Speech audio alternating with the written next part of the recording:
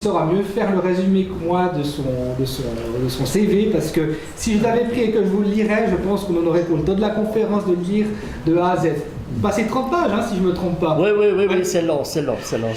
Alors le sujet, le djihad et l'islam. Voilà, je me présente. Oui, dites-moi. Juste une question. Comment se prononce votre nom? Alors, moi, je m'appelle Sami, et Aldib ou Aldib, ça veut dire les loups. Je n'ai mangé encore personne, mais ça peut arriver. Donc, c'est Zeev en hébreu. Zeev, tu vois. Bon, alors je vais vous parler aujourd'hui du djihad dans l'islam. Alors, c'est l'objet d'un de mes ouvrages, une série d'ouvrages que j'ai publié sur des versets problématiques du Coran. Versets problématiques du Coran à travers les exégèses. La première exégèse jusqu'à aujourd'hui, environ 80 exégèses. On a pris des versets et on a vu qu'est-ce que tous les exégètes ont dit à propos de ce verset. Par exemple, nulle contrainte dans la religion. On a pris par exemple ce verset et on a vu qu'est-ce que ça a signifié pour tous ces exégètes qui sont quand même enseignés, etc. Et cet ouvrage est consacré au djihad. Qu'est-ce que les exégètes pensent du djihad? Et la question était de savoir, est-ce que c'est un djihad militaire? Est-ce que c'est un djihad offensif ou défensif? Ou est-ce que c'est un djihad limité dans le temps? Est-ce que ça se termine ou jusqu'au jour de l'éternité, de la résurrection? Donc c'était le but de cet ouvrage qui se trouve sur Amazon. Vous pouvez le commander sur papier. Vous pouvez aller sur mon site. Vous l'avez ici, mon site. Et là, vous avez mes ouvrages. Un grand nombre de mes ouvrages sont téléchargeables gratuitement. Vous pouvez aussi les commander. Et d'autres, si vous n'avez pas l'argent, vous m'écrivez, je vous l'envoie gratuitement en PDF. Donc, j'estime que les lecteurs ont plus de droits que les auteurs. Ça, c'est le principe. C'est le principe. Alors, que signifie le djihad? Première question, alors. Avant tout, je vais essayer un peu de placer l'islam dans sa perspective historique, pour qu'on voie comment ça a évolué, etc., pour qu'on se rende compte le sens du terme djihad. Alors, 570, un jeune garçon est né, s'appelle Mahomet. 570, après Jésus-Christ. Bien. 610, il commence à halluciner. Il reçoit une hallucination. Il reçoit un message de bon Dieu. Moi, je n'ai rien reçu. Hein. Rêve-toi, toi, tu as reçu quelque chose? Je reçois toujours, mais je ne partage pas. Tu es normal. Bon, alors, donc il ne faut pas t'inquiéter. Alors, jusqu'à 622, 622, c'est un gentil garçon, un peu à la manière de l'armée du salut, où Jean-Baptiste qui crie dans le désert. Et dans cette période, il reçoit 86 chapitres. 86 chapitres pour ceux qui ne comprennent pas le français suisse. Alors ça, c'est la période de la Mecque. C'est la Mecque. Et le type, c'est un prophète. Il s'appelle prophète. Prophète, c'est un terme qui est connu chez les chrétiens, qui est chez les juifs, qui est chez les musulmans. Et le terme prophète, ça veut dire celui qui informe, l'informateur. Bon, ça peut avoir différents sens, mais en tout cas, c'est pas celui qui fait les prévisions de météo, non. C'est celui qui vous donne l'information. Alors, après, il commence à avoir des tendances belliqueuses. Il dit qu'il faut détruire toutes les statues, qu'il faut adorer qu'un seul Dieu. Les gens de la Mecque lui disent: tu nous emmerdes. Carrément, tu nous emmerdes. Et il leur a dit: je suis venu avec l'égorgement. Donc il promettait déjà de les égorger, alors qu'il n'avait aucune armée. Alors de 610 à 622, ces 12 ans de prédication, il avait à peine une centaine de personnes comme adeptes. À peine une centaine de personnes. C'était un type. simple. Aujourd'hui, si vous faites un club de cartes ou je ne sais pas quoi, vous aurez plus de membres que lui. 622, il y a des problèmes avec sa tribu, il quitte la Mecque et il va vers Médine. Médine où il va fonder un État. 622, c'est la ville de sa maman à Médine. Et il meurt 632 et il continue à recevoir une révélation où il s'agit de 28 chapitres. Et le Coran comporte 114 chapitres. 114 chapitres qui sont classés plus ou moins selon leur longueur. Donc on ne sait pas quand est-ce que ça a commencé la révélation, quand est-ce que ça a terminé. Et c'est la raison pour laquelle moi j'ai reclassé les chapitres par ordre chronologique. Pour qu'on sache comment ça a évolué la conception du Coran. Et ça c'est ma traduction française du Coran. Donc elle a l'avantage, c'est qu'en français c'est l'unique édition française pour le moment qui classe, il y en avait une de Placher, il n'est plus dans le marché, classe les chapitres selon l'ordre chronologique. Je vous avertis d'avance qu'il y a des disputes. Certains disent que Mahomet n'a jamais existé, que la Mecque n'a jamais existé, et que le Coran lui-même, en fait, ça a été écrit plutôt entre la Syrie et l'Irak, il n'a rien à foutre avec la Mecque ou la Médine. Mais les musulmans croient, Dieu confère, que ça provient du bon Dieu. Et que c'est à la Mecque qu'il a commencé à le recevoir. Et c'est ainsi qu'ils le conçoivent. Et l'ordre chronologique dont je parle ici, il est admis par 99% des musulmans, mais personne ne peut vous garantir que c'est le vrai. Personne. Mais ça a un sens dans le sens qu'on peut voir l'évolution. Dans la première partie du Coran, on a plutôt des versets pacifiques, et avec le départ à la Médine, le type devient agressif. Il devient un prophète armé. Et du temps de la Mecque, il était marié à une femme qui était plus âgée que lui, qui lui tenait bien l'oreille. Oui, il lui tirait l'oreille, il était sage. Il n'avait qu'une seule femme, et à peine elle est morte. Elle commençait à courir le jupon. Bien, elle commençait, toute femme qu'il voyait, il pouvait la prendre. Bien, sur autorisation du bon Dieu. Le bon Dieu a un bon dos quand même. Il arrange bien les gens. Alors, voilà. Donc, l'ordre que je vous mets ici dans le Coran, c'est celui qui est admis par l'Azhar. L'Azhar, c'est un peu le Vatican des catholiques. Et ça permet donc de connaître l'évolution, de la pensée ou de l'enseignement de l'islam. Et ce qui est intéressant dans l'islam, c'est le concept de l'abrogation. C'est-à-dire que les versets ultérieurs abrogent les versets antérieurs. Postérieurs abrogent les versets antérieurs.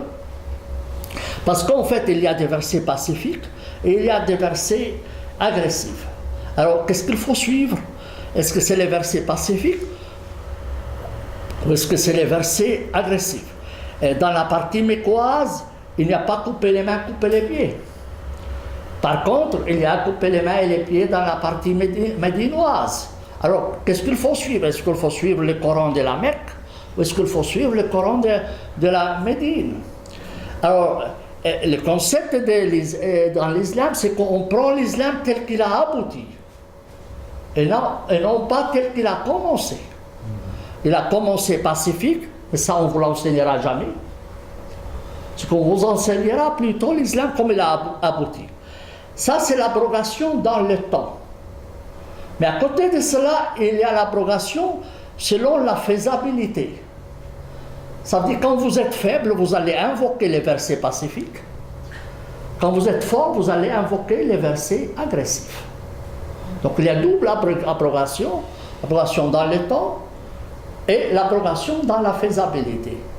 Évidemment, quand vous voyez une jolie biche, ma biche, jusqu'à ce que tu l'aies attrapée, après tu la mets à la marmite. Ce n'est plus ma biche. Tu es bonne à manger, ma biche. Tu vois? Donc tu es obligé d'être gentil avec la biche parce que tu l'as attrapée. Et après, c'est fait. Alors voilà donc la conception musulmane essentielle. Un seul est parti contre cette idée, c'est Mahmoud Mohammed Taha. C'est un penseur soudanais. Lui, il a dit non, moi je prends plutôt l'islam tel qu'il a commencé et non pas tel qu'il a abouti.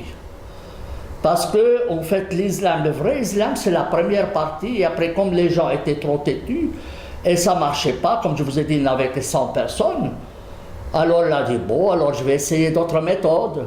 Il a dit, voilà, elle porte l'épée, elle commence à tuer les gens, à les déposséder, à distribuer les femmes, les esclaves, etc. Évidemment, elle est devenue plus intéressant.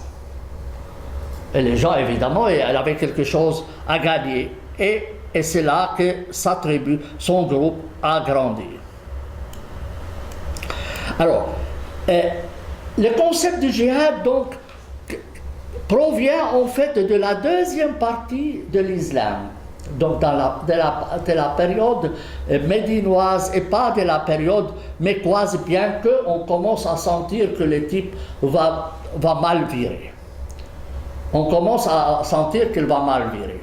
Alors, que signifie le terme djihad? Je prends le dictionnaire Larousse en ligne, puisque c'est le dictionnaire de référence pour les francophones. Le premier, il donne deux sens. Étrangement, il met deux sens. Premier sens, effort sur soi-même pour atteindre le perfectionnement moral ou religieux. Le deuxième, c'est le combat, action armée pour étendre l'islam, éventuellement le défendre. Et il met entre parenthèses, c'est abusivement que le mot est employé au sens de guerre sainte. Ça, c'est le dictionnaire Larousse qui l'a dit. Mais en réalité, c'est tout à fait faux. C'est tout à fait faux, parce que le terme djihad n'a jamais été utilisé dans le Coran dans le premier sens. Jamais. Le terme djihad, dans le premier sens que donne le Larousse, n'a jamais été utilisé.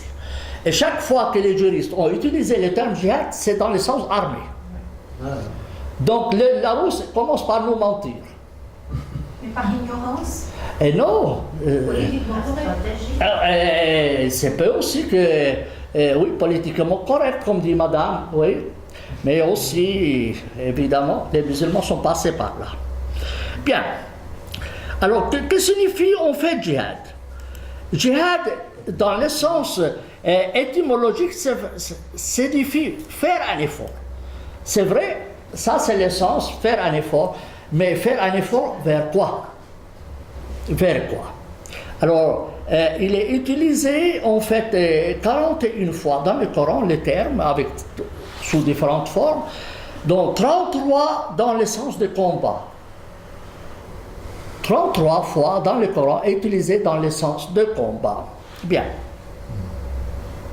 Alors, vous entendrez souvent des gens dire qu'il y a le grand djihad, c'est le premier sens donné par le Larousse, et le petit djihad. Alors, Mahomet aurait dit, nous avons fini avec le petit djihad, ça veut dire la guerre, et maintenant nous allons commencer le grand djihad qui signifie la guerre contre soi-même, pour se perfectionner. Mais en réalité, cette phrase attribuée à Mahomet n'est pas authentique. Même les autorités musulmanes, religieuses musulmanes le mettent en doute. Et on ne le trouve dans les exégètes qu'à partir du Xe siècle. Donc lui est mort 632, mais on le trouve 1000 et quelques dans la première exégèse qui utilise le sens. Cette phrase-là, on le trouve seulement dans cette exégèse en l'an 1000 et quelques. Hein? Et beaucoup plus tard, en 1700 et quelques. Donc, quand on insiste sur le grand djihad, petit djihad, ça a un but plutôt propagandiste. Et le djihad peut se passer de différentes manières. Alors, Mahomet dit, le djihad peut se faire par votre main, par votre langue ou par votre cœur. Et c'est la moindre des choses, c'est la moindre de la foi. Ça veut dire, si vous arrivez à faire la guerre avec la main, c'est ça ce qui compte. Et sinon, vous devez le dire oralement, vous désolidarisez d'une situation, soit dans votre cœur dire je suis quitte. Vous êtes quitte moralement. Et c'est pour cela, en fait, tout musulman fait le djihad, soit sur une forme, soit sur une autre.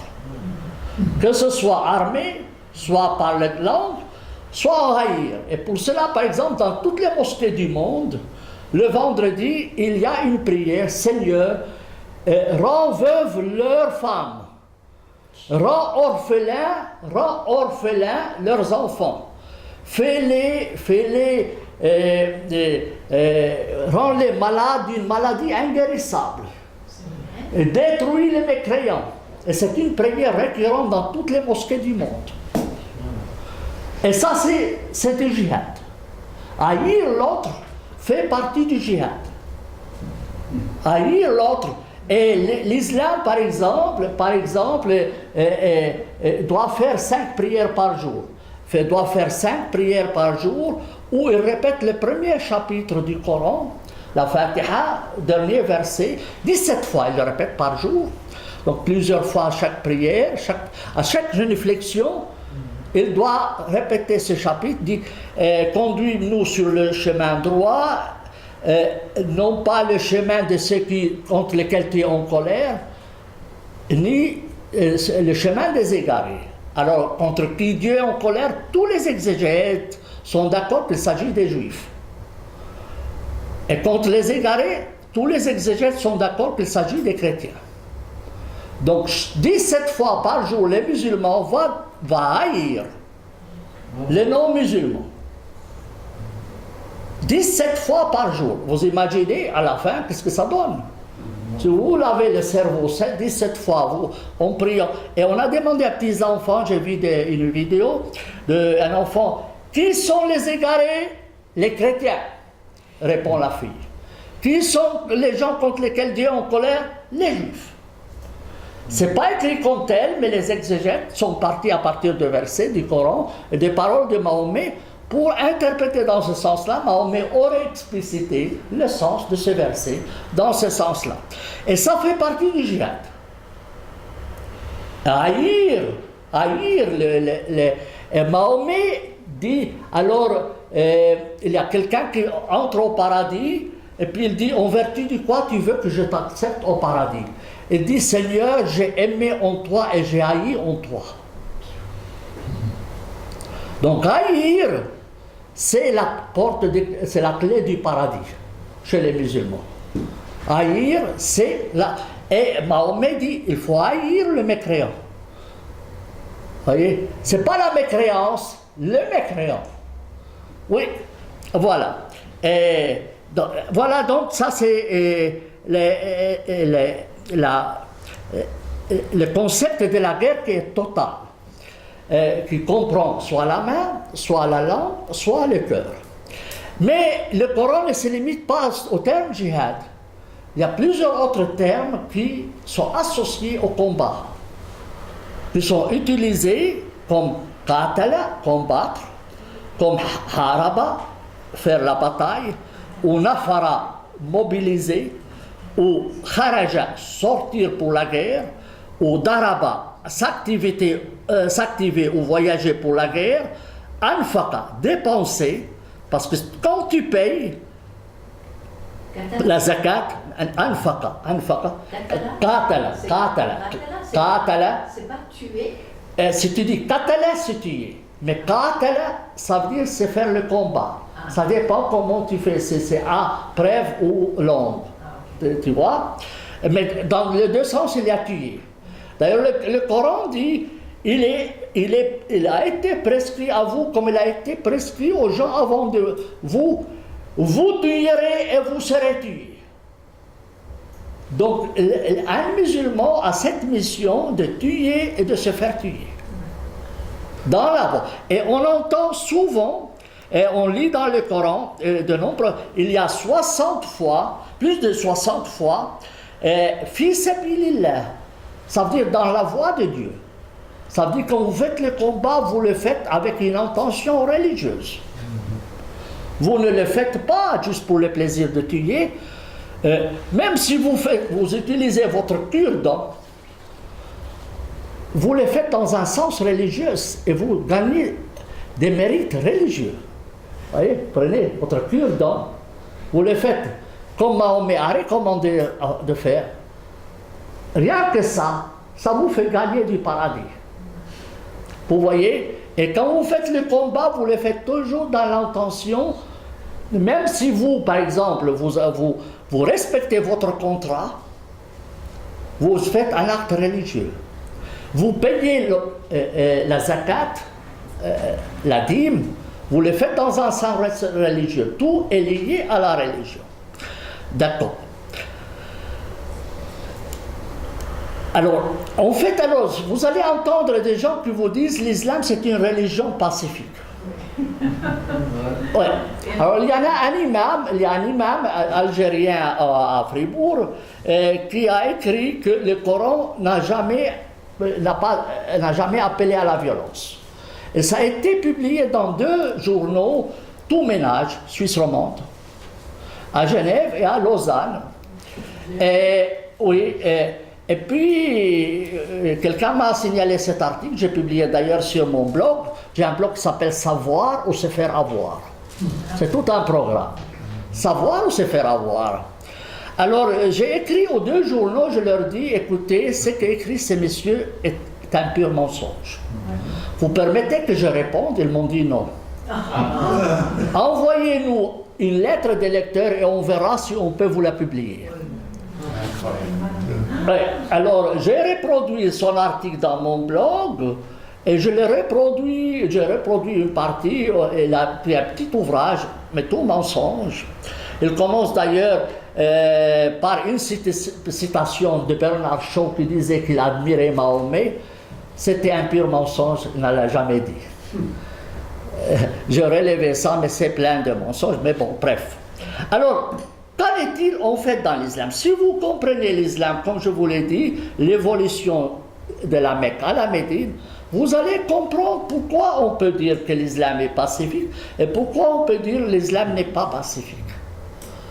Alors ça dépend de quelle période.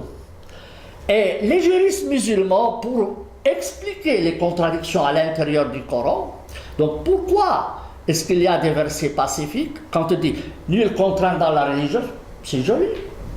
Ou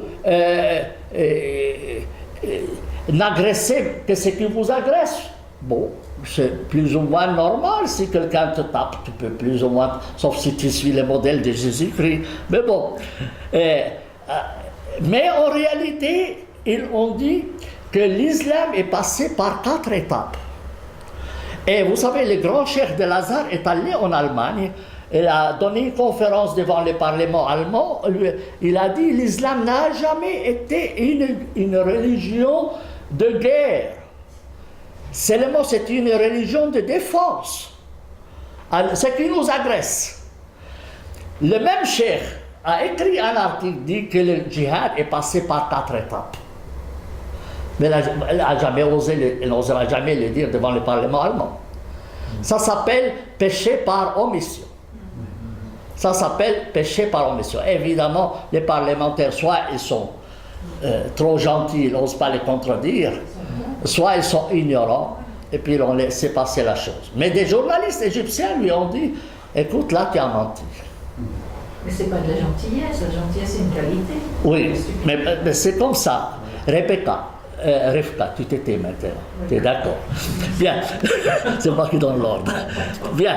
Alors, la première, alors il y a 4 étapes dans l'islam. La première étape dans l'islam, ma mère s'appelle Rivka. Rivka était autoritaire. Alors, j'ai juste de l'autorité envers Rivka qui porte le même prénom de ma maman. Alors, première étape dans l'islam, c'est interdiction de répondre à l'agression. C'est la première étape. Et forcément, vous n'avez pas les moyens. Alors, faites de la dissimulation. Faites de la dissimulation. Alors, il y a un verset qui dit « Appelle à la voix de ton Seigneur par la sagesse et la bonne exhortation, dispute avec eux de la meilleure manière. Ton Seigneur sait le mieux qui s'est égaré de sa voix et il sait le mieux qui sont les dirigés. » Et vous avez le M, là, M, ça veut dire que c'est un verset, mais quoi? Parce que l'avantage de mon édition, c'est chaque verset, il est marqué s'il est M, mais quoi, ou H, ça veut dire Hégir, après même. Comme vous pouvez situer la tonalité, vous comprenez la tonalité du verset, en vertu de ce petit signe M. Et puis le M, le M c'est le quoi, le 70, c'est le chiffre chronologique, donc c'était jusqu'à 86, c'est mais quoi, le 16 c'est l'ordre normal et le verset 125. Bien, alors ça c'est la première étape, d'accord? Repousse le méfait de la meilleure manière. C'est gentil. De nouveau là, c'est M. C'est toujours mais quoi. Et ne disputez avec les gens du livre que de la meilleure manière. Les gens du livre, c'est les juifs et les chrétiens. Mais de nouveau, c'est un M. Comprenez? Là, vous saisissez. Le bienfait et le méfait ne sont pas égaux. Repousse le méfait de la meilleure manière. Et voilà que celui avec qui tu avais une inimitié devient comme un allié ardent. C'est extraordinaire ces versets, on n'a rien à dire. Mais c'est toujours un M. Toujours un verset, mais quoi? Donc on peut le situer tout de suite. Quel est le sens de ce verset? À cette étape, donc, le Coran demande aux croyants, aux musulmans, de ne pas recourir à la guerre, même s'ils sont agressés. Endure, ton endurance n'est qu'avec l'aide de Dieu, ne t'attriste pas à leur sujet et ne te sens pas à l'étroit à cause de ce qu'ils complotent. Là, il y a un H. Là, il y a un H, mais c'est un chapitre 70 qui normalement est un chapitre, mais quoi? Mais qui est un verset qui s'est glissé dans les chapitres, mais quoi? C'est très drôle parce qu'il y a deux versets médinois qui ont glissé dans les chapitres, mais quoi? Pour une raison ou une autre, je ne sais pas, mais il n'est pas un chapitre médinois, c'est un chapitre mais quoi? Le M c'est Médine ou Mecque? Le M, moi je fais Mecque, M c'est Mecque, H c'est Hégir. Moi pour la distinction les deux M, Mecque et Médine, je fais Hégir et Médine. Alors, mais jusqu'à 86, c'est mais quoi? Et c'est un chapitre 70, donc normalement le verset devait être médinois. Mais quoi? Mais ils l'ont marqué par un H. Selon les autorités musulmanes, que c'est un verset ultérieur. Bon. Il serait cependant faux de croire que l'islam de Mahomet a été totalement pacifique pendant la période mécoise. On lit dans cette période le verset suivant. N'obéis donc pas aux mécréants et engage contre eux par ceci une grande lutte. Par ceci, ça veut dire par le Coran. Et c'est toujours un M. Hein? Et un récit menaçant à l'encontre de sa tribu, Mahomet dit dans un récit, ô gens des Quraysh, par celui qui détient mon âme entre ses mains, je suis venu à vous avec l'égorgement. Et Daesh utilise cette parole de Mahomet pour égorger les gens. Sur la plupart de leurs sites, tu vas trouver ce récit, pour justifier pourquoi ils égorgent les gens. En fait, ils ne font qu'appliquer ce que Mahomet a prescrit. Permission, alors la deuxième étape, permission de répondre à l'agression. Permission, pas obligation. Permission, si on t'agresse, tu peux répondre. Alors le verset, il dit, c'est après le départ de la Mecque, au début, évidemment on n'avait pas encore l'armée, autorisation est donnée à ceux qui sont combattus de combattre. Alors, de combattre, c'est ajouté entre parenthèses, parce que les mots manquent dans le Coran, il y a une lacune. Alors, il faut le lire, autorisation est donnée à ceux qui sont combattus. Autorisation de quoi? Alors, c'est de combattre, mais dans le Coran, le terme n'existait pas. Parce qu'ils ont été opprimés, Dieu est puissant pour les secourir, etc. C'est la deuxième étape. La troisième étape, c'est le devoir de répondre à l'agression. Si quelqu'un t'agresse, tu dois répondre à l'agression. Et on est encore dans la troisième. Attendez la quatrième. Donc, dans la troisième étape, devoir de répondre à l'agression. Combattez, c'est un ordre dans la voie de Dieu, ceux qui vous combattent et ne transgressez pas. Dieu n'aime pas les transgresseurs. Si on vous combat, combattez-les. C'est là, donc, devoir de répondre au mal par le mal dans la troisième étape. Ensuite vient la quatrième étape, devoir d'initier la guerre. Sans qu'on vous combatte. C'est vous qui avez le droit de commencer la guerre. Et ça s'appelle la guerre d'initiation. Ou la guerre initiée. Ou la guerre de demande. C'est toi qui demandes la guerre. Alors, et en fait, contre qui il va se combattre? Contre les apostats. Ça veut dire, après la mort de Mahomet, il y a des gens qui ont dit, nous, on a donné notre allégeance à Mahomet, il est mort, on est quitte, on fout le camp. L'islam a considéré, les musulmans ont considéré cela comme un état de guerre. Les musulmans ont le devoir d'initier la guerre contre cela, et il y a eu 2 ans de guerre, des milliers de morts, pour contraindre les tribus à revenir au giron de l'islam. D'accord? Ça, c'est le premier groupe. Et deuxième, contre les rebelles. Rebelles, ça veut dire les sectes.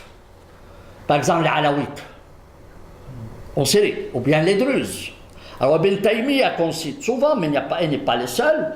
Alors, il dit qu'ils sont plus mécréants que les chrétiens et les juifs. Les Alaouites et les Druzes, si tu les vois, il faut les égorger. Ibn Taymiyyah dit. Et donc, ils sont dans une situation pire que les juifs et les chrétiens. D'où la haine terrible qu'ils ont contre le régime alaouite en Syrie, ou contre les Druzes. Donc ça se comprend qu'ils sont beaucoup plus gentils avec les chrétiens et les juifs qu'entre eux-mêmes. Contre eux-mêmes. Et ça, c'est... Les musulmans initient la guerre. Le simple fait qu'eux appartiennent à une secte est considéré en soi une raison de combattre. Troisièmement, c'est contre les gens de la mécréance. Les gens mécréants ou les gens qui sont... Alors, vous expliquez qu'est-ce que ça signifie cela. En fait, les juristes musulmans ont créé ce concept Dar el-Harb ou Dar el-Kofr. Ça veut dire Dar el-Harb, c'est la terre de la guerre. Dar el-Kofr, c'est la terre ou la maison ou le territoire de la mécréance. Alors, le Coran, dans cette étape, la quatrième étape, établit une guerre. Et le djihad contre Dar el-Harb ou Dar el-Kofr, à l'initiative des musulmans. Le but du djihad dans ces cas-là, c'est quoi? C'est, regardez, on va le lire très simplement. Tuez-les où que vous les trouviez et sortez-les d'où ils vous ont sorti. La subversion est plus grave que tuer. C'est un mot-clé, subversion. Fitna est plus grave que tuer. Ça veut dire, si quelqu'un veut te tuer, hein, tu peux répondre à cela parce que tu peux te défendre. D'accord? Si je t'agresse, toi tu peux répondre à cela. Mais le fait que moi je sois mécréant, je fais de la subversion. C'est pire que de venir te tuer. Tu comprends? Donc c'est encore pire que de venir t'agresser. Le simple fait que moi, j'appartiens pas à la religion de Dieu, que et il y a la crainte que je sème la subversion dans le monde. Donc on peut dire que c'est une guerre préventive pour m'empêcher que moi je contagie tout le monde. Alors il faut me tuer moi. Bien que je n'étais pas agressé. Le simple fait que moi je n'appartiens pas à ton groupe, je fais de la subversion et toi tu as le droit d'initier la guerre contre moi. Et on prend un autre verset. Combattez-les jusqu'à ce qu'il n'y ait plus de subversion. Ça veut dire qu'il n'y ait pas de moyen Mais le simple fait de ne pas appartenir à l'islam, c'est de la subversion. Et une raison de guerre. Il n'y a pas besoin que tu viennes, que les mécréants viennent agresser les musulmans. Le simple fait qu'ils n'appartiennent pas à l'islam, qu'ils sont mécréants, ils font de la subversion et ils méritent qu'on initie la guerre contre eux. D'accord? Ensuite, combattez ceux qui ne croient ni en Dieu, ni au jour dernier, qui n'interdisent pas ce que Dieu et son envoyé ont interdit, et qui ne professent pas la religion de la vérité parmi ceux auxquels les livres furent donnés, jusqu'à ce qu'ils donnent le tribut par une main et en état de mépris. Alors, je vais vous expliquer qu'est-ce que c'est. Je vais vous expliquer de quoi s'agit-il en fait. Alors, voilà. Le monde comme est représenté dans l'islam, dans son étape finale, est comme suit. Le monde est coupé en deux. Dans l'islam, c'est le monde où l'islam domine. Et dans al-harb ou dans al-kufr, c'est la région où l'islam ne domine pas politiquement, ni militairement, ni rien du tout. Et le but, c'est que l'islam couvre l'ensemble du monde. Et à l'intérieur de Dar al-Islam, il y a des petits groupes, juifs, chrétiens, sabéens et mages. À cela, on a permis de vivre à l'intérieur de cela, mais à condition qu'ils se soumettent à des normes discriminatoires. Et deux, ils payent les tributs en état de mépris. Le verset le dit, alors ils te prenaient par le collet là, paye ennemi de Dieu. Il t'humilie au maximum pour qu'il te dise que tu es dans un état d'avilissement et que le mieux pour toi, c'est que tu te convertisses à l'islam. Donc le but, c'est on te maintient en vie avec l'espoir que tu deviennes un jour musulman. Et si par malheur tu meurs mécréant, eh bien, c'est interdit que tu sois enterré dans les cimetières communs.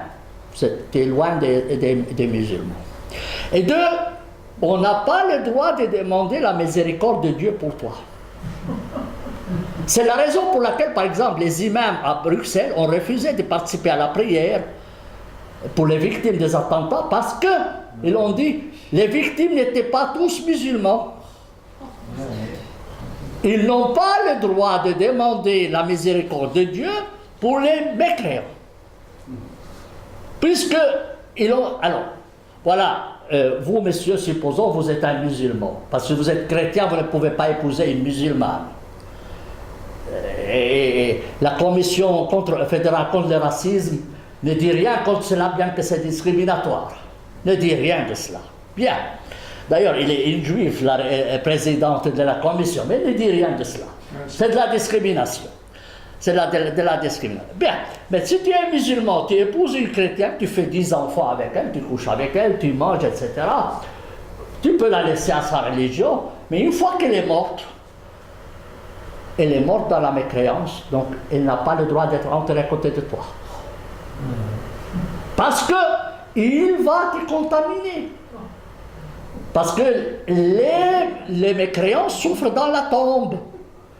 C'est la raison pour laquelle les musulmans réclament des cimetières séparés.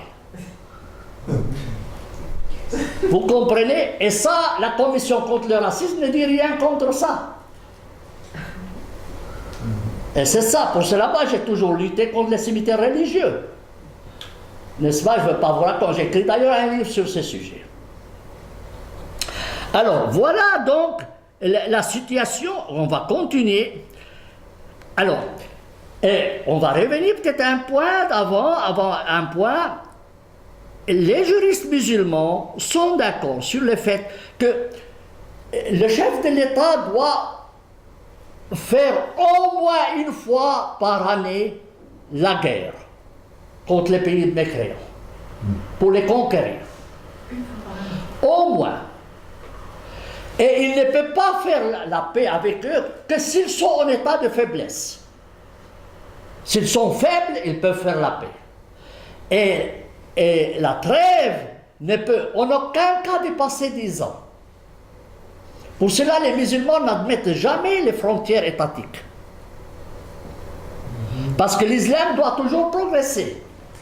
S'il accepte les frontières étatiques, il ne peut plus aller de l'avant. Donc dans l'islam, c'est interdit, les frontières étatiques ne sont pas garanties pour les musulmans. N'acceptez pas la garantie des frontières. L'islam doit toujours, les frontières doivent toujours bouger. Et jamais ça ne doit dépasser les 10 ans, la paix. Et c'est une guerre défensive, offensive, pas défensive. Bien, il y a même un cheikh qui a dit: pourquoi nous sommes pauvres en Égypte? C'est dans une vidéo. Parce que nous avons cessé le djihad. Imaginez-vous, dit-il, si nous faisions le djihad, alors on ira dans un pays et chacun retournera avec 10 têtes. Disons, 3 femmes, 4 garçons, 2 filles, etc., etc. Et après, quand il a besoin, il va les vendre au marché. On aurait pu se faire beaucoup d'argent, c'est mieux que d'aller travailler dans les pays occidentaux, il dit, dans une vidéo. Il le dit en toute franchise. Il dit: nous sommes devenus pauvres du moment où nous avons cessé le djihad. Parce que c'est une religion qui vit sur les autres, c'est des charognards. C'est des charognards qui, en fait, il le dit clairement. Nous devons faire la guerre pour pouvoir prendre l'argent et les femmes des autres. Mahomet, d'ailleurs, promettait à ses compagnons: faites le combat, les razzias, ça s'appelle Ghazawat, c'est les razzias. Vous hériterez les femmes des blancs. Alors, vous avez vu l'agression sexuelle en Cologne. Ça fait partie de cela. Ça fait partie de cela. C'est Mahomet qui le disait. Bon, alors, vous voyez donc la conception. On va continuer, on ne va pas faire long. Alors, Abou Youssouf, il dit: on ne peut pas consentir, il n'est pas permis aux représentants de l'imam de consentir la paix à l'ennemi quand il a sur eux la supériorité de force. Mais s'il n'a voulu ainsi que les amener par la douceur à se convertir ou à devenir tributaires, il n'y a pas de mal à le faire jusqu'à ce que les choses s'arrangent de leur côté. Donc on ne peut pas le faire, et les juristes insistent, parce que Mahomet avait fait une trêve pour 10 ans et après il a rompu le pacte, mais les juristes disent maximum de la paix c'est 10 ans. Le moyen de faire la guerre. Alors, une guerre en général ne se limite pas aux combattants ou aux djihadistes et aux armes utilisées à proprement dit. Elle est précédée d'un conditionnement de la population, de la réunion de moyens financiers, d'émulation pour les soldats et de l'équipement des combattants. Forcément, il y a les 4 éléments. Il faut conditionner les gens. Alors, quel est le conditionnement des gens? L'islam sème la haine contre tout ce qui n'est pas musulman. Ça fait partie de la guerre. Parce que comme je vous ai dit, la guerre se fait soit par les mains, soit par la langue, soit par le cœur. Et la haine de l'autre, elle est institutionnalisée dans l'islam. Haïr l'autre, c'est un acte méritoire pour le bon Dieu. Haïr l'autre, c'est un devoir. Tu ne peux pas entrer au paradis si tu ne haïs pas l'autre. Vous voyez, alors, il y a beaucoup de fatwas. Est-ce qu'on peut maudire les mécréants? C'est un devoir de maudire les mécréants. Est-ce qu'on peut demander les malheurs pour les mécréants? C'est un devoir de demander les malheurs pour les mécréants. C'est une religion de haine. Et dans un sens où ça vous procure des mérites religieux. Alors, en fait, l'islam a fait la distinction suivante. Si vous faites partie des gens du livre, vous avez 3 choix. 1, vous devenez musulman, parfait. Donc, vous êtes musulman.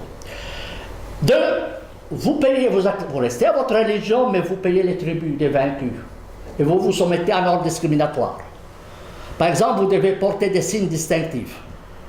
Vous n'avez pas le droit de vous peigner les cheveux, une raie là au milieu. Vous devez porter une ceinture spéciale. Vous ne devez pas monter sur un cheval, mais sur un âne. Et si vous vous trouvez sur un chemin, vous devez céder le chemin aux musulmans. C'est des normes qui sont prévues dans des contrats de paix entre les musulmans et les mécréants. Des contrats signés par le calife. Bien. Et si vous n'acceptez ni l'une ni l'autre, c'est l'épée. On vous tue. Soit vous devenez musulman, soit vous acceptez les conditions, soit on vous tue. Oui.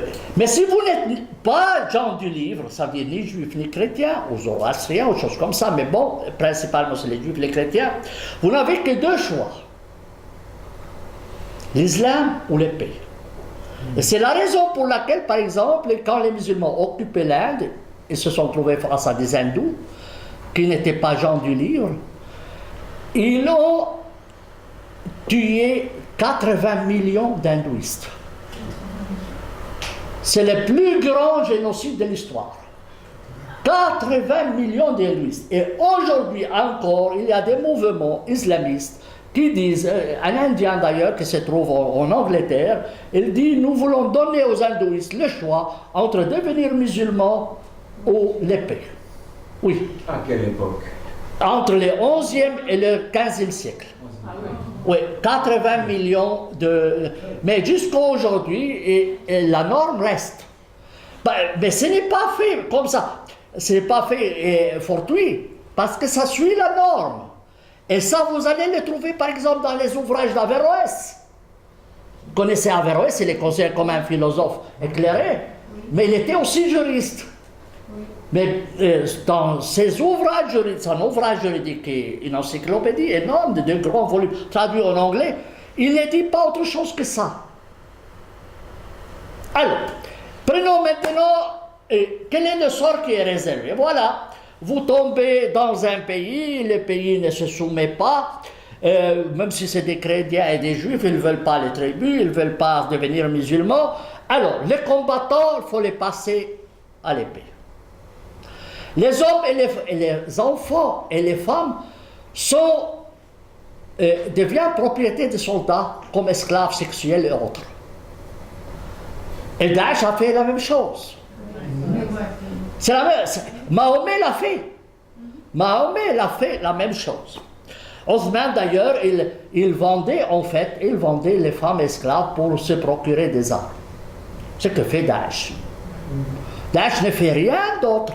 Et alors on dit, le Daesh n'est pas de l'islam, mais c'est faux. Dites, donne-moi quelque chose que Daesh a fait et que l'islam n'a pas fait. Que Mahomet n'a pas fait. Il n'y a pas. Donc c'est tout à fait faux de dire que Daesh n'est pas... Et Daesh est enseigné, ce que fait Daesh est enseigné dans les cours qui sont donnés aujourd'hui de jardin d'enfants jusqu'à l'université, dans l'université de Lazare, dans les programmes de Lazare en Égypte. Les mêmes. Bien. Alors, et donc, voilà, si vous êtes combattant, on vous tue. Si vous êtes femme et enfant, vous êtes distribués comme esclaves. Comme esclaves. Bien. Voilà. Alors, premièrement, donc, émulation de la population, ça veut dire, un conditionnement de la population, dire les autres, c'est des mécréants, il faut les combattre, c'est les ennemis de Dieu, etc. Le deuxième moyen, c'est le financement. Vous savez, l'argent, c'est la nerf de la guerre. Vous le savez, c'était une fameuse phrase d'ailleurs de Cicéron. Alors, plusieurs versets du Coran incitent les croyants à dépenser dans la voie de Dieu. Dans la voie de Dieu, fils sabilillah, c'est toujours le combat. D'accord? Et souvent, il dit, ne sont pas égaux, c'est parmi vous qui ont dépensé et combattu avant la conquête et ceux qui ont dépensé et ont combattu après. Ceux-là ont un degré plus élevé. Ils fait toujours le combat, le Coran, combattez par vos biens et par vos personnes. On a toujours ces deux expressions ensemble. Vous devez combattre par vos biens et par vos personnes. Et l'argent dans le Coran passe avant la personne. Dans tous les versets où il est question de combattre par l'argent et par la personne, l'argent passe avant la personne. C'est étrange. Ça veut dire qu'il comprenait l'importance de l'argent parce que et le soldat, il faut bien lui donner un cheval pour combattre. Il n'a pas les moyens. Il n'a pas les armes. Donc, il y a des gens qui payaient et le financement. Alors, ce qui est intéressant, c'est qu'en fait, les musulmans doivent payer un impôt. Un des objectifs de cet impôt, qui est la zakat, qui est payé d'ailleurs en Suisse aussi, est d'aider pour le combat, pour le djihad. Donc, tout musulman, en fait, participe financièrement au djihad. Même s'il ne le fait pas physiquement, il le fait à travers l'argent. Vous comprenez? D'ailleurs, les frères musulmans en Suisse envoient toutes les personnes qui ont un nom plus ou moins arabe pour leur demander de payer la zakat. Mais dans le Coran, il est écrit clairement que cette zakat s'adresse à 8 catégories. Une de ces catégories, c'est dans la voie de Dieu. J'ai écrit d'ailleurs un livre sur la zakat. Un livre, vous pouvez le télécharger ou l'acheter comme vous voulez. Un autre élément important, c'est l'immigration. L'immigration, aujourd'hui, on a les problèmes de l'immigration, mais on ne se rend pas compte que ça a un lien avec le combat. En fait, le calendrier musulman commence par le Hégir. Le Hégir signifie l'immigration. Le calendrier musulman est un calendrier d'immigration. Mahomet quitte la Mecque, il avait des adeptes, il leur dit « Venez vers moi, parce que quand vous venez chez moi, vous allez me renforcer et vous allez combattre avec moi. » Alors souvent le Coran prescrit « Immigrer et combattre ». Immigration et combat sont deux concepts liés intimement. Vous voyez? Donc, et de même, prier et payer la zakat. Ce sont deux couplets qui sont deux termes qui sont souvent liés. Oui, 90% des fois qu'il utilise le terme prière, il y a payé. Oui, prier et payer. Les deux termes. D'ailleurs, la première guerre qui a éclaté entre les musulmans, c'est parce qu'ils refusaient de payer. Oui, l'argent, évidemment, l'argent. Alors, actuellement, Daesh dit aux musulmans en Occident, quittez les pays mécréants, rejoignez-nous pour combattre. D'où les gens qui viennent, qui vont là-bas. Et ça fait partie de l'immigration. Et maintenant, on leur dit quoi? On a assez, restez là où vous êtes et faites les loups solitaires. Voilà. Et c'est ça. Et ils ont écrit des manuels à leur intention, comment ils peuvent combattre sur place. Et ils ont dit, nous avons pu infiltrer en Europe, selon des indications, 4000 combattants en Europe. Imaginez, il y avait 3 personnes qui ont, dans Charlie Hebdo, 3 ou 4 personnes. Ils ont mobilisé 1 millier d'hommes, de soldats pour les attraper, après 3 jours. Mais vous imaginez que s'il y en avait 20 attaques similaires, vous allez épuiser toute la trésorerie de l'armée. Oui, il y en a eu combien? 3 à Bruxelles. Combien ça va coûter? L'aéroport de Bruxelles paye chaque jour 7 millions d'euros fermeture, pour que vous compreniez. Donc, imaginez qu'il y en a pas les 4000 qui commencent une agression. Quel pays peut supporter? Alors en arabe, on nous dit, vaut mieux avoir 1000 ennemis hors de la maison qu'un seul à l'intérieur de la maison. C'est un principe. Parce que tant qu'il est dehors, vous fermez la porte. Mais une fois qu'il est dedans, il est foutu. C'est foutu. Alors, quelle est la solution? Quelle est la solution? Moi, je ne vais pas vous faire l'homme, mais je vais quand même continuer à suivre.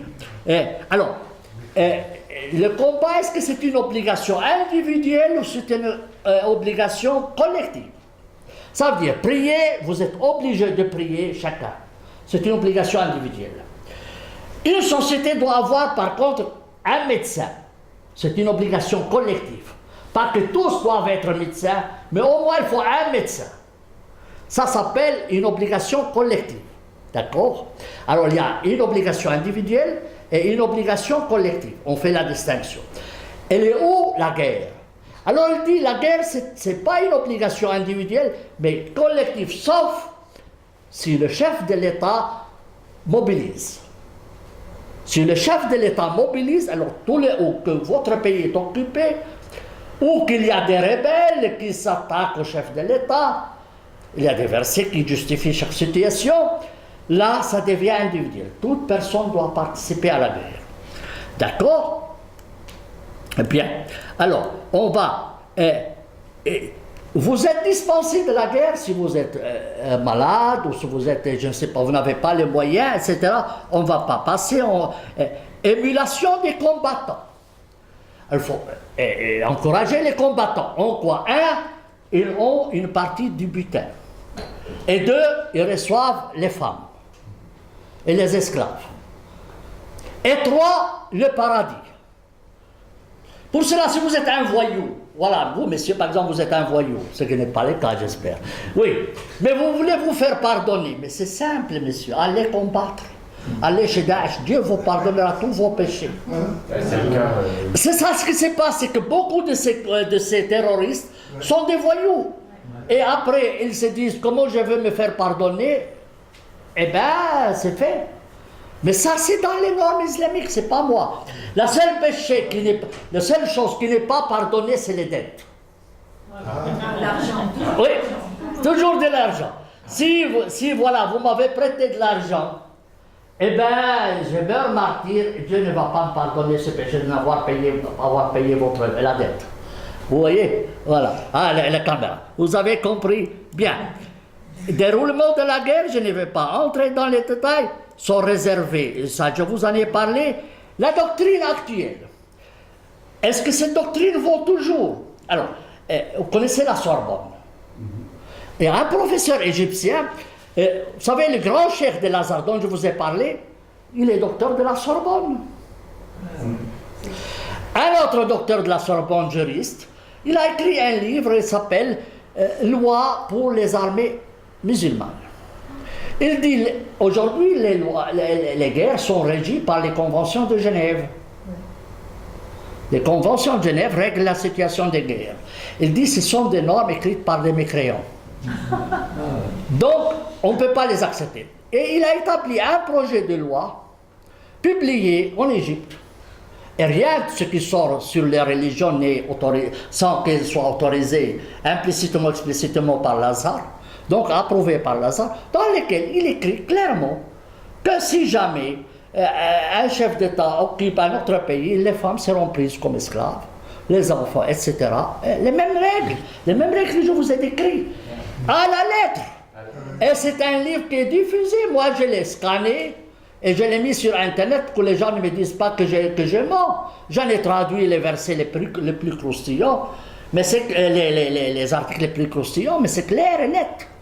C'est clair et net. Ils n'ont pas bougé d'un seul centimètre. Les normes islamiques sont les... Alors, vous connaissez, messieurs, les principes de torture. Vous avez vu une tortue terrestre, messieurs? Vous avez vu une tortue terrestre? Vous savez qu'elle hiberne? Elle hiberne 4 mois, messieurs, pendant l'hiver. Vous croyez qu'elle est morte? Détrompez-vous, elle n'est pas morte. Avec le premier coup de soleil, elle se réveille. C'est la même chose avec les normes islamiques. Les normes islamiques, vous pouvez penser qu'elles sont mortes, mais elles ne sont jamais. Les statues de Bouddha en Afghanistan étaient 1000 ans là-bas. Et puis tout d'un coup, un fou, il vient avec un coup de soleil, il se réveille. On a oublié de détruire les statues, on va tuer 1000 vaches pour se faire pardonner par Dieu, pour avoir laissé ces statues, et puis il les a dynamités. Et comme c'était des talibans, c'est des étudiants en théologie, ils ne savaient pas descendre ça, qui les ont détruits? C'est les frères musulmans égyptiens qui étaient là-bas. Oui. Et la première chose qu'ont proposé les frères musulmans quand ils sont arrivés au pouvoir en Égypte, c'est quoi? Détruire les pyramides et les sphinx. Oui, oui. On leur a dit, mais quand même. Il dit, mais c'est nous qui avons détruit les statues de Bouddha. Il l'a dit à la télévision. Il l'a dit clairement. Il l'a dit clairement. Alors, les normes peuvent vous sembler mortes, mais non, elles ne sont pas mortes. Elles sont toujours là. Donc, et aujourd'hui encore, ça c'est enseigné dans toutes les universités du monde musulman.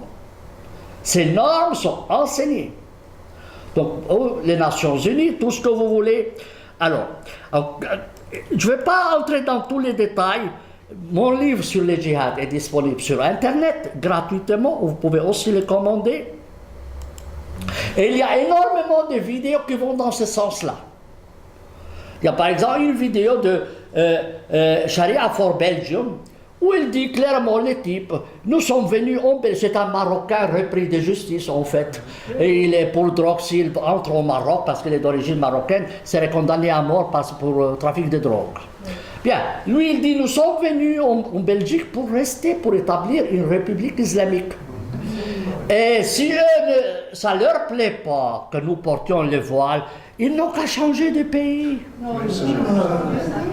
Il le dit, tout clairement, nous sommes venus ici, nous allons ailleurs. Aussi, étendre notre pouvoir jusqu'à ce qu'on libère nos frères palestiniens et occuper tous les pays, etc. Et j'en ai répertorié énormément de vidéos, soit sunnites, soit chiites, sans distinction. Parce que les mêmes causes donnent les mêmes effets. Ils n'ont pas inventé les normes. Ils n'ont pas inventé les normes. Bien, alors, juste pour finir, alors, Adda Chentouf, c'est l'imam de Fribourg qui dit donc que l'islam, religion de paix, de tolérance et d'amour. Il a incite. Bien, oui, d'accord. D'accord. Oui, alors après, il avait publié, donc il y avait cet article-là, il dit, le Coran n'admet aucune violence, ni meurtre ou assassinat sur un être humain, quelle que soit sa croyance. Il dit, bien, alors, il cite des versets, mais aucun des versets médinois. Tous des versets mécois. Ben, si vous allez chez un médecin, vous avez mal à la main gauche. Et vous soignez la main droite qui n'est pas malade. Eh bien, il n'a pas soigné. Il a péché par omission, n'est-ce pas? Les types, il vous dit non, ben, mais il a omis l'essentiel. Il a omis l'essentiel, les normes, bien. Et les journaux marchent dedans, les journaux suisses. Ils refusent qu'on y réponde. Et ils refusent qu'on y réponde, j'y peux rien. Et j'ai publié d'ailleurs ma lettre aux 2 journaux dans mon blog. Savoir ou se faire avoir. Alors, que faire? Que faire maintenant? Que faire maintenant? Conclusion. Soit interdire l'islam, soit on a tendance à réformer, soit le cadrer strictement. Soit le cadrer strictement. Alors, comment le faire? Alors, pour moi, il faut interdire la distribution du Coran dans la forme actuelle. Il faut... dans la forme actuelle. Il faut le classer par ordre chronologique pour que les gens sachent de quoi s'agit. Dans ma nouvelle traduction, j'ai fait la 2e édition du Coran, j'ai mis au début un avertissement contre ce Coran, exactement comme on a fait avec Mein Kampf de Hitler. Et dans mon édition anglaise, française, italienne et arabe, c'est écrit « Avertissement au lecteur, ce Coran comporte des normes contraires aux droits de l'homme, il faut le lire dans son contexte historique, etc. » Et j'ai donné une liste des normes que le Coran viole. D'ailleurs, la Cour européenne des droits de l'homme a dit « La charia est contraire aux droits de l'homme » dans 2 de ses décisions. Alors pour moi, il faut aller à la base, puisque c'est le Coran qui est la base. Il faut interdire la distribution du Coran dans la forme actuelle et exiger qu'il y ait un avertissement comme avec Mein Kampf. Aussi bien dans les universités que dans les mosquées. Interdire la distribution du Coran dans la forme actuelle sans un avertissement comme on fait avec Mein Kampf. En France, c'est interdit de distribuer Mein Kampf, sauf avec une décision d'un tribunal français. C'est connu. C'est connu. Bien, alors, ça c'est une autre conception, c'est former nos imams en Europe, mais les former sur la partie médinoise et pas mecquoise et pas médinoise. Et ne pas importer des imams qui viennent de là-bas. Moi, un jour, j'ai vu un imam à Berne dans une réunion, j'ai pensé qu'il était dans un carnaval. Il ne parlait pas un seul mot de français ni d'allemand. Ils l'ont importé, je ne sais pas d'où, d'un village du fond de l'Égypte. Comment voulez-vous celui-ci qu'il enseigne quoi? C'est lui, il a appris qu'on peut tuer les mécréants, celui qui change de religion, il faut les tuer, etc. Qu'est-ce que vous voulez qu'il vous raconte ici? Eh bien, l'arbre tombe comme il est incliné. Là où il est penché, il va tomber. Ça, c'est l'encadrement strict de l'islam. Il faut, voilà, encadrement strict de... Alors moi, j'aurais interdit les mosquées. Moi, j'étais contre les minarets. Aujourd'hui, j'interdirai les mosquées et je mettrai des salles polyvalentes. Ouvertes à tous. Alors, vendredi pour les musulmans, samedi pour les juifs, dimanche pour les chrétiens, lundi pour les bouddhistes, mardi pour la danse du ventre, jeudi pour les cours, pour les sports, etc. Où c'est ouvert pour tout le monde. Et parce qu'en arabe, on dit celui qui te voit, quand on te voit, tu as honte de faire. Vous savez, en France, il y a des systèmes de brouillage d'enregistrement. La moitié des appareils de brouillage d'enregistrement en France sont achetés par les mosquées. Pour empêcher que ce soit enregistré ce que c'est dit. Ça prouve qu'ils ont des choses à cacher. Oui. Bien sûr. Alors pour cela, moi j'étais contre les minarets parce que j'avais dit la Constitution garantit le droit de prier mais pas de crier. Ça c'est d'ailleurs c'est écrit d'ailleurs dans mon texte de Wikipédia, l'article est sur moi. Sami a pris position contre les minarets parce que la Constitution garantit le droit de prier mais pas de crier. Mais aujourd'hui je dis la Constitution permet de prier mais pas faire des nids de terrorisme. Et toutes les mosquées sans exception sont aujourd'hui des nids de terrorisme. Ça c'est pour moi c'est clair et net. Je ne vais pas les interdire de prier. Et puis, en plus, cette prière qui est répétée 17 fois par jour. Vous savez, les catholiques, ils faisaient le vendredi saint une prière qui dit Seigneur, je ne sais pas, ils parlaient des juifs perfides. Les juifs font des pieds et des mains, ils ont supprimé cette prière de la prière catholique. Et aujourd'hui, l'Église ne le dit plus. Eh bien, on doit faire la même chose pour l'islam. Pourquoi on ne l'a fait pas avec les catholiques, on ne le ferait pas avec les musulmans? Alors il faut généraliser interdiction de répéter cette phrase, parce que cette phrase, elle est toxique. Oui. Elle est toxique. Et autre solution, c'est le problème des réfugiés, les immigrants. Qui mettaient au sens. Alors moi, j'ai une solution très simple. Prendre la moitié de l'Arabie Saoudite, faire un protectorat international et envoyer tous les immigrés dedans. Et vous savez, l'Australie a servi à ça. Tous les criminels étaient envoyés là-bas. Alors, aujourd'hui, 70%, messieurs, des prisonniers en France sont des criminels musulmans. Et là, on se fanatise. Alors, cela serait envoyé dans cette protectorat, où on leur enseignera les droits de l'homme, et où on leur donnera des Corans avec des avertissements là-dedans. Et c'est l'unique moyen. Vous ne pouvez pas le faire autrement. Alors, vous savez combien coûte un prisonnier en Suisse? Minimum 300 francs la nuit. Donc par mois, c'est 9 000 francs. Donc on a 20 000 professeurs universitaires pour rien foutre, qui reçoivent le salaire de l'université sans rien foutre dans les prisons suisses. Alors cela serait envoyé en Arabie Saoudite. Ça va vous faire beaucoup d'économies. Et pour eux, c'est un salut. Et que ce serait plus facile pour eux après visiter leur chéri Mahomet à la Mecque. C'est simple, donc c'est charitable. Vous voyez, ce n'est rien contre. Vous voyez, alors au lieu de transférer tous ces musulmans maintenant de la Grèce à la Turquie, et puis de la Turquie l'envoyer à la mort en Syrie, où ils vont retourner par la Sicile et pour la mer. On ne peut pas faire une mer. On a fait un mur entre la Macédonie, la Hongrie, etc. Mais on ne peut pas faire un mur dans la mer Méditerranée pour empêcher les gens d'immigrer. Et si vous ouvrez la frontière, mesdames, messieurs, vous aurez en Europe 100 millions de musulmans. Absolument. Oui. Moi, j'ai une amie marocaine qui m'a dit dans sa seule ville de Tatouane, en une semaine, 18 000 jeunes ont quitté la ville pour aller en Europe pour se présenter comme réfugiés syriens. Une fois qu'ils ont mis le pied en Europe, jamais vous pourrez les retourner. Jamais. Jamais. Alors, si vous créez un État, moi, j'ai écrit plusieurs articles dans ce sens-là, je les envoyé à toutes les ambassades, etc.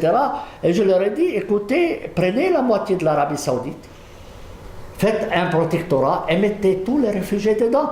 Et tout musulman qui veut quitter son pays serait renvoyé dedans. Et l'Arabie Saoudite, c'est 5 fois le territoire de la France. Alors, on prendrait la moitié du pétrole, parce qu'il y a la solidarité entre musulmans d'après la règle. Mais oui, la règle fait ça en droit musulman. On n'a qu'à appliquer leurs normes. Alors voilà la solidarité. On prend la moitié du pétrole de l'Arabie Saoudite, on crée un État protectorat international comme on a fait avec les colonies, vous voyez, et puis on les met dedans. Et puis quand ils sont un peu moins sauvages, et s'ils veulent retourner dans leur pays, on peut même leur ouvrir des universités, des écoles et tout ce que vous voulez, aux hôpitaux, et on les occupe à construire des routes, des tunnels, des chemins de fer. Vous voyez, l'oisiveté, c'est la mère des vices.